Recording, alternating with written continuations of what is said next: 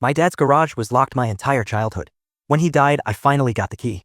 Inside was a chair, a camcorder, and a box labeled "Do Not Open." My hands were shaking. What I found inside made me leave town the same night. Alright, I don't really know how to start this. I've had this draft sitting open for like a week, just blinking at me.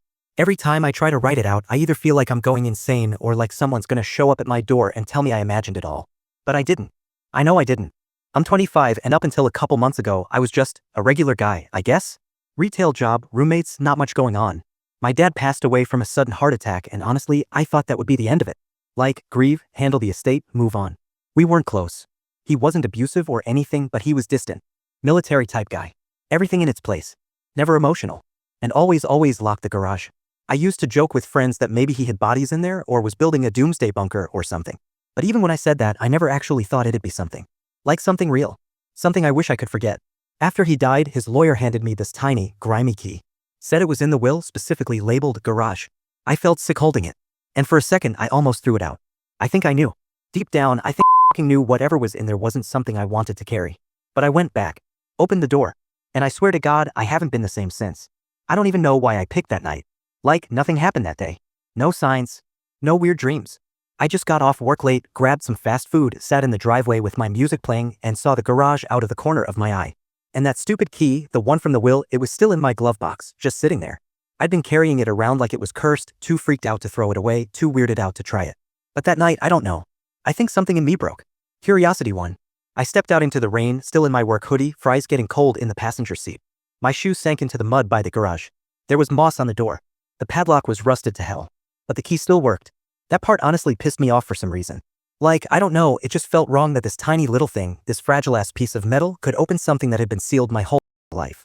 Like it shouldn't be that easy. The second I pulled the door up, the smell hit me. Not blood or anything, nothing obvious like that. Just oldness. Damp wood, stale air, and something else. Sweet, but rotting. Like someone sprayed cologne on a corpse. The air felt thick. And when I flicked my flashlight on and took that first real look inside, I stopped breathing. It wasn't what I expected. I thought maybe there'd be junk, hoarder piles, maybe some survivalist crap. But it was all arranged. Clean. Empty mostly. Except for the back wall. One wooden chair. A foldable metal table. An old camcorder mid-2000s style, the kind with the flip-out screen. And right beside it, a box. Plain cardboard. But someone had written on it in thick, shaky red Sharpie, "Do not open." You ever see something that your brain instantly flags as wrong, but your body just moves anyway? That was me. I didn't think. I just knelt down and flipped the box open. Inside were tapes. Mini DV, dozens of them, all stacked neatly. Most were labeled. A few had dates, 99, 03, 07, but others just had names. First names. Some had phrases, "Don't believe her, confession final, she's inside." And yeah, I froze. I remember my flashlight slipping in my hand and hitting the floor, making this awful clatter that felt way too loud for that silent room. I stared at those tapes for probably 5 straight minutes. I didn't touch them at first. Just sat there, cross-legged, like I was staring into a grave. Eventually, I picked one up. It didn't have a label. Just a black tape with nothing on it. I slid it into the camcorder, half expecting it to eat the thing or just not turn on. But it did. The screen flickered to life. And there was my dad. Except not the dad I knew. Not the one who'd quietly eat dinner in front of Fox News or go to bed at 8 p.m. with a beer and zero conversation. This version of him was pale. Sweaty. Eyes wide, darting. Like a man already halfway lost. He was sitting in the same chair, in the same spot, like he'd filmed it right there, and behind him, the wall was covered in newspaper clippings. I shit you not. Real printed articles all tacked up in layers. Headlines about missing kids, unsolved deaths, fires. Some of them were yellowed like they'd been there forever. Others looked new. Like recently added. He leaned into the camera. Voice low. Shaky. If you're watching this, I'm probably dead. And if I'm dead, then it didn't stop. Nothing stopped. I tried. I tried everything. But it's still here. It never left. It started with the girl. I thought I could help her. I thought she was lost. But she wasn't. I paused it. Right there. Couldn't go further. My whole chest felt like it was imploding. My dad never talked about girls. Never dated. Never mentioned anyone after my mom. I didn't even know if he had friends. Who the hell was he talking about? I sat there on that cold-ass concrete, with rain pounding on the roof and that freaky camcorder screen still frozen on his wild eyes. And the worst part? I believed him. Something about his face, it wasn't performative. It wasn't acting. It was terror. Real, bone-deep terror. That night, I barely made it back to my room. I left the garage open, just walked back inside, hands numb, the flashlight still on, and locked my bedroom door behind me, like I thought something might come out of there. And then I stared at the ceiling until sunrise, because if that was just one tape, What the hell was on the rest of them? The next morning felt off in every possible way. I wasn't hungover, but my head was pounding like I'd been up all night partying. Except I hadn't slept, hadn't eaten, hadn't done anything besides sit in the corner of my bed like a statue, just looping my dad's voice in my head over and over. The camcorder was still on my desk, battery half dead, screen dark. I couldn't even bring myself to look at it. The silence in the house was heavy. You ever feel like the walls are listening? Like the air itself knows something you don't? That's how it felt. Like the house had shifted somehow. Like I'd opened a door I was never supposed to find and now it was watching me back. I didn't go to work. Didn't even call in. I just sat in the kitchen in my hoodie, staring out the window like a man who'd seen God, except what I saw was way worse. I kept telling myself it was probably some unhinged rant, like my dad was spiraling from grief or something. A breakdown nobody knew about, but that wasn't it. I knew his face. I knew the way he looked when he lied. This wasn't that. He was scared. Like truly, I f***ed up the universe scared. So I did what every idiot horror protagonist does. I went back in. And this time, I came prepared like it made a damn difference. Flashlight, gloves, notebook. I told myself I was gonna document everything. Like it wasn't a literal trauma cave 10 feet from where I grew up. The garage felt colder now. The air was thick, wet, like a basement that had been locked for decades. The first thing I noticed was the noise. Or more specifically, the lack of it. Not even birds. Just silence, like a vacuum had swallowed the world outside. I know it sounds crazy, but that kind of silence messes with your brain. Makes you feel like you're underwater. I started by cataloging the tapes. I counted 47 total, lined up in rows inside that do not open box. 30 had labels, dates, names, phrases. 17 were blank or unmarked. Some of the names were common, like Samantha or Chris. Others were stranger, like June Whisper or The Girl by the Fence. The labels felt intentional, like chapters in a book. The handwriting was all his, but it changed over time. Early tapes were neat. Later ones were almost illegible. And that scared me more than anything, because that meant this wasn't some weekend psychotic break. This had been going on for years. I didn't watch any more tapes that day. I thought about it. My hand was on the camcorder more than once. But something inside me, something instinctual, kept stopping me. Like my body was physically saying, not yet. Instead, I packed them all into a duffel bag and hauled them inside. Dumped them in the back of my closet like a child hiding monsters under the bed. I didn't even want to look at them anymore. That's when I found the second box. It was under the table. Smaller, but taped up tight like someone didn't want it ever opened. Took me 5 minutes to peel all the layers off. Inside, God, I don't even know how to explain it. Just a bunch of random ass stuff. Stuff that shouldn't have meant anything, but still felt wrong. A melted candle. A child's sock, stiff with dirt. Pair of broken glasses. A locket with no photo inside. And then, folded like it had been hidden in there for decades, was a piece of paper that took me way too long to unwrap. It was creased, yellowed, felt weird to the touch.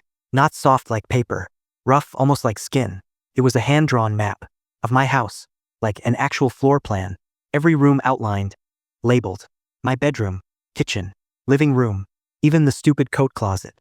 But one space, one part of the map was completely blacked out.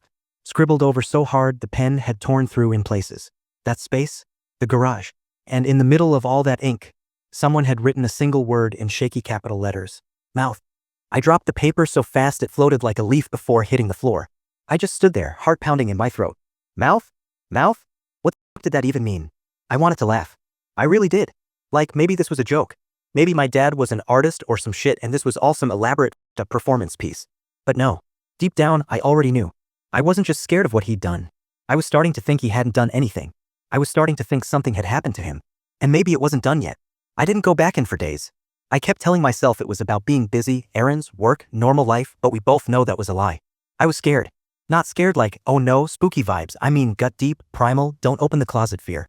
The kind where even thinking about the garage made my stomach drop like I was standing on the edge of a building. I'd wake up sweating, heart pounding, sure I'd heard footsteps behind the wall. Every creak in the house sounded like a breath. I kept the lights on 24/7 even in the bathroom. My phone brightness was cranked, even at night. I couldn't handle darkness anymore. Not after seeing what the darkness might be hiding. But the real problem? The garage started calling me. I don't mean literally, I mean I'd be sitting on the couch, half watching Netflix, and my brain would start whispering, go look again. Like there was something I missed. Some piece that needed clicking into place. And every time I said no, the static in my ears would come back louder. Sharper. Like punishment. Then came the dreams. At first they were vague shadows, faces I couldn't quite see. Then they got worse. I saw myself standing in the garage, covered in something wet.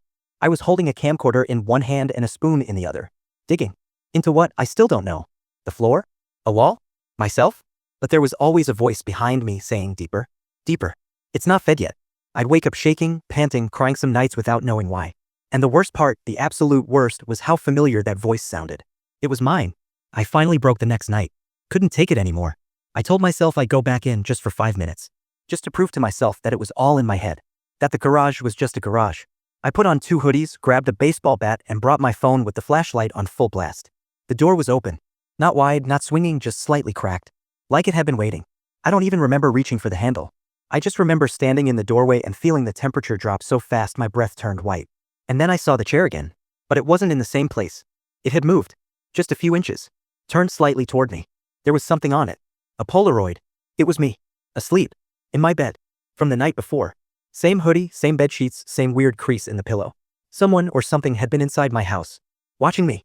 Photographing me. And leaving evidence like a fucking trophy. I lost it. Like full breakdown mode. I screamed, ran inside, slammed the door, locked every bolt. I started sobbing, shaking, couldn't breathe. I called my cousin again, told him everything. His response? You need to burn it. I laughed. I did. Because it sounded so dramatic. So movie. But he didn't laugh back. He said, I think that's why your dad stayed. I think he thought he could control it. Study it. Document it. But you're not him. Get out. Burn the tapes. Burn the chair. Burn the f***ing house if you have to. So that's what I'm doing now. I'm packing what I can. My laptop, a few clothes, that one photo of me and my mom when I was 4, and everything still felt safe. I've dumped gasoline in the garage. On the chair. On the boxes. I'm gonna light it and walk. And if anything follows me, if that mouth tries to speak again, I won't listen this time. And if you're reading this because you found my phone, or my posts, or my car abandoned somewhere, don't go looking for answers in that house. Whatever my dad found, it doesn't want to be understood. It wants to be fed. Alright, I know it's been a minute. I told myself I wouldn't come back on here. That what I posted was gonna be the last I ever said about it. But something happened and I don't even know how to explain it without sounding like I fully lost my grip on reality. But I guess that's the beauty of anonymous internet trauma dumps, right? You get to sound unhinged and maybe someone out there goes, yeah bro, I've been there. So here it is. After the fire, after I threw every trace of that garage and the tapes and that thing into literal ash, I left town. Didn't leave a note. Didn't say bye to anyone. I just got in my car and drove until my gas light came on. Slept the first night in a gas station lot. Woke up to some trucker knocking on my window asking if I was alive. Classy start to my fresh start, right? Anyway, I eventually found this rundown little highway motel about 4 hours from home. The kind with peeling beige paint, one ice machine that hasn't worked since Bush was in office, and vending machines that swallow your dollar like it's a sacrifice. They gave me room 11. It smells like mildew and regret. But it was empty. Quiet. No reminders. The first couple days I thought maybe I was doing okay. Like I'd escaped. I was even making lists, stuff I'd do when I got my head straight again. I wrote, email Josh back, and maybe get a dog. I thought that was progress. Then night 3 happened. I was lying in bed, not really sleeping, just kinda half awake scrolling through dumb shit on Reddit. Trying not to think. Trying to convince myself none of it mattered. That's when I checked my email. Don't ask why. I hadn't used that inbox in months. But I logged in and there it was, an unread message with no subject line. From some jumbled mess of characters that didn't even look like an address. Just digital vomit. And attached to it was a single image file. The second it opened I felt sick. It was me. In that room. Asleep. Same ratty sheets. Same hoodie. Same blanket twist at my feet. But the angle wasn't from inside the room. It was from outside. From the f***ing window. Like someone was standing out there, camera pressed to the glass, taking a picture of me while I slept. And in the corner of the photo there was a shape. Not a person. Not unless you've met someone 7 feet tall and stick thin with arms too long for their body and a head that doesn't look like it belongs. The worst part? I didn't even see it at first. My brain tried to pretend it was just a shadow or bad lighting. But once you see it, really see it, it's like your brain won't stop seeing it. It follows you. Into every room. Behind every blink. And I swear to God, I started hearing something. Right then. Like breathing. Not outside. Not from the hall. From inside the room. Behind me. I froze. I didn't move for what felt like forever. I didn't want to turn around. I didn't want to know if there was actually something behind me or if my brain had finally decided to just break all the way. My ears were ringing. My mouth was dry. I remember the sound of my own heart thudding in my chest louder than anything else. That primal, ancient kind of fear. Like when you feel a presence but can't see it. I hadn't felt that since I was a kid. I finally got the nerve to turn. Nothing. Just the gross beige wall peeling slightly at the corners. Same broken lamp. Same weird-ass curtain that didn't close all the way. But I swear, the air felt thicker. Like it had weight. Like someone had just left. I grabbed my knife. Sat up all night. Didn't even blink for hours. Kept refreshing my inbox. No more emails. Just that one. I downloaded the photo, threw the phone in the microwave, smashed it, tossed the pieces in the dumpster out back. Then I packed. Left everything but the essentials. Got in the car and drove again. I don't know where I'm headed now. I just keep driving. Stopping at places where nobody knows me. Paying cash. Using fake names. Paranoid as hell. Here's the thing. I don't think the photo was just some creepy threat. I think it was a message. Not from a person. From whatever that was in the garage. I think it followed me. Or maybe I never left it. Maybe it was never about the tapes or the box or the camcorder. Maybe it was me the whole time. And yeah, I know how that sounds. But ever since I opened the goddamn box, I felt like I've been watched. Like something shifted. Like reality got cracked open just a bit and I peeked through and now it's looking back. I've had dreams or not dreams of that chair from the garage. Empty. But warm. Like someone just stood up. I'll hear a thump in the distance and I know it's the same weight I felt under my feet that night. The same rhythm. The same quiet. Sometimes I see flashes of the thing in reflections. Gas station windows. Rearview mirrors. The glass in a vending machine. Always just behind me. Never moving. Just watching. And worst of all, last night I found something in my glove box. The key. To the garage. I burned it. I watched it melt. But now it's back. I don't know what this means. I don't know what it wants. But I don't think this is over. I'm starting to think it never will be. Anyway, that's the update. Sorry it's long. And sorry if it makes less sense than the last post. I'm not okay. But if anyone's reading this and you ever find a box labeled "Do Not Open," don't. Seriously. Don't. Let me be the one who made that mistake for you. End of update 1. Might be back if anything else happens, but I kinda hope I'm not. Update 2, I'm not saying it followed me, but... Okay, so I really didn't think I'd be posting again. Like, I meant it last time. I thought that was it.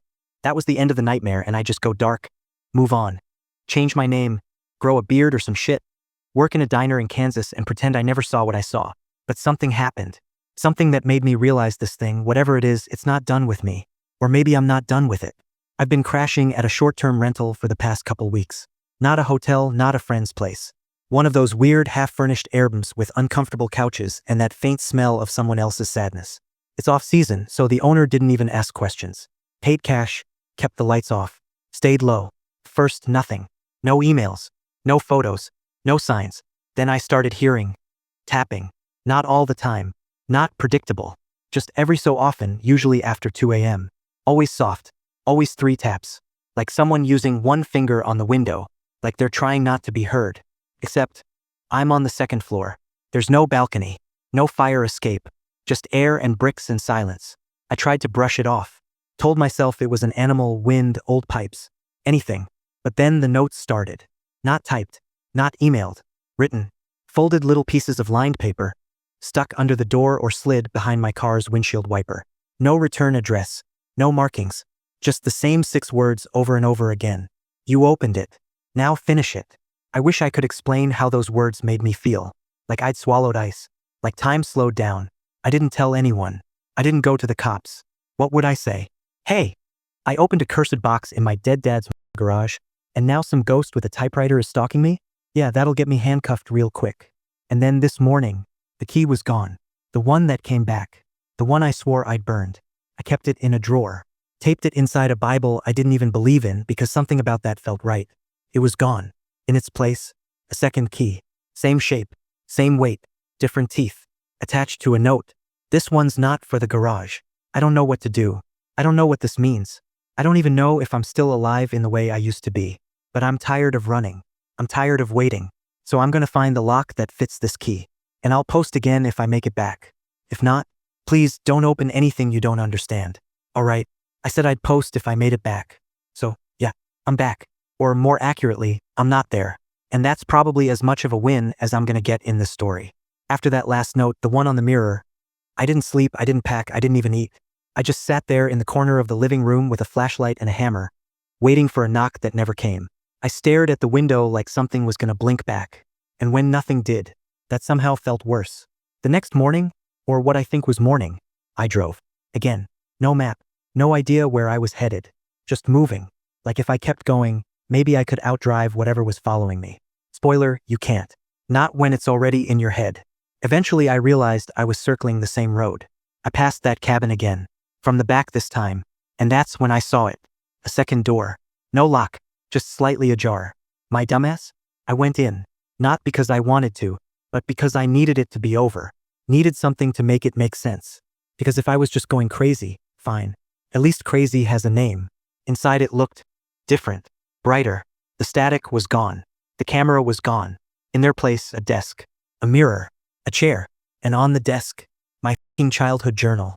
The one I burned when I was 17. Open to a page I hadn't written, but in my handwriting, or what looked like it. The ink was smudged, but I could still read it. One sentence. You lied. You always knew what he did. I dropped it. I turned around. I ran. And the second I stepped out the front door, I swear to God, the cabin vanished. Not faded. Not crumbled. One step and it was just gone. Trees. Wind. Silence. I don't remember the drive back. I don't remember unlocking the rental. I just remember waking up face down on the carpet with my phone in my hand and a single draft post open. Tell them. So that's what this is, I guess. Me telling you. I don't know what my dad did. I don't know who or what was behind that box, that house, that voice. I don't know if any of this is over. But I do know this. There are some doors that don't stay closed just because you turn your back. There are some stories that don't care if you believe them. And there are some truths that don't want to be found. I'm not posting again. Not because I'm scared, but because I think that was the whole point. To get me to write it down. To finish the story. So yeah, that's it. That's the post. If you've got a locked room in your house, don't open it. If you find a box that says, "Do not open," listen to it. And if you ever feel like something is watching you while you're writing, it probably is.